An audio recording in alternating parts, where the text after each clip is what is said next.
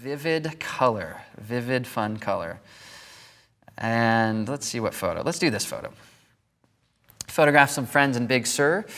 And there's so many ways to work with color that what I want to highlight is combining basic in this one. So we have contrast, a little bit of exposure. We need highlights to drop, blacks to drop.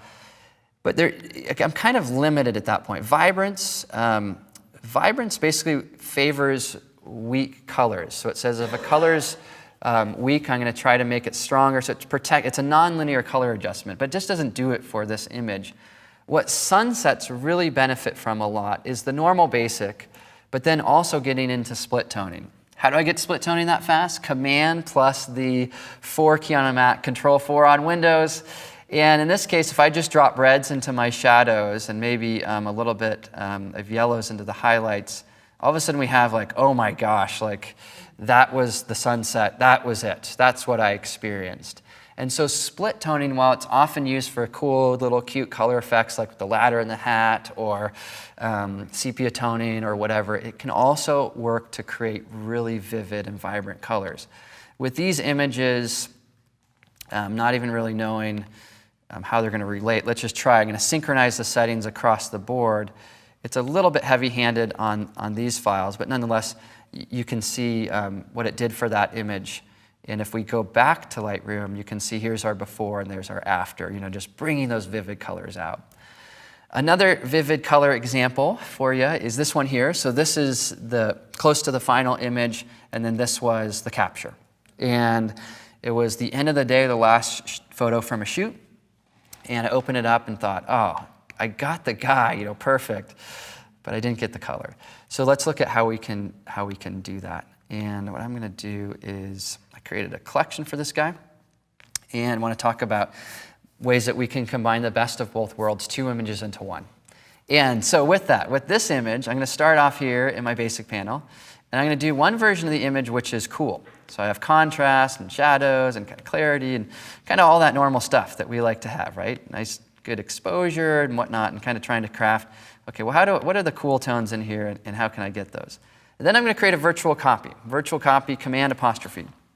With this one, I'm going to do the opposite. This one's going to be my warm image. So now I have one cool and one warm. I'm going fast, but I think my colors are close enough.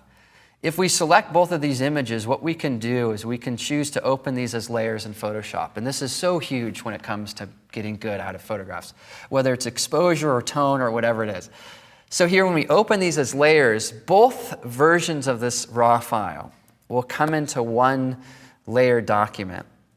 And then once we have that in the layered document, we can combine the two together to try to create more interesting color. In this case, I'm going to put the warm one on top, create a mask filled with black. And I'm going to do that by holding down the Option key on a Mac, Alt on Windows, clicking on the Add Layer Mask icon. That creates a mask filled with black versus one that's filled with white. Again, Option or Alt click the mask icon.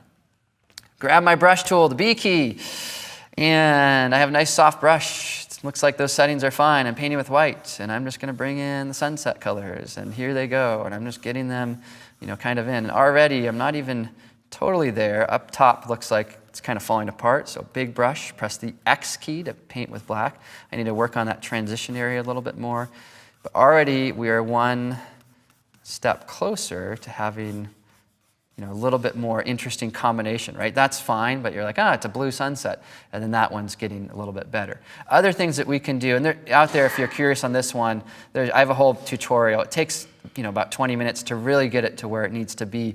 But this is the first step, which is the most important step. 2 images from one raw file, combine those guys together inside of Photoshop via masking, and many times that can get you to a great spot. Yeah, question? So the end product looks really good here. Yeah. Why is there such a difference between what you captured on camera and where we're going to in the end? Yeah, like why didn't I have it on camera, you mean? Or? Yeah, that's... Well, rookie mistake, maybe? I mean, I don't know. I think, maybe not totally rookie, but I think it's a good question or like this sunset.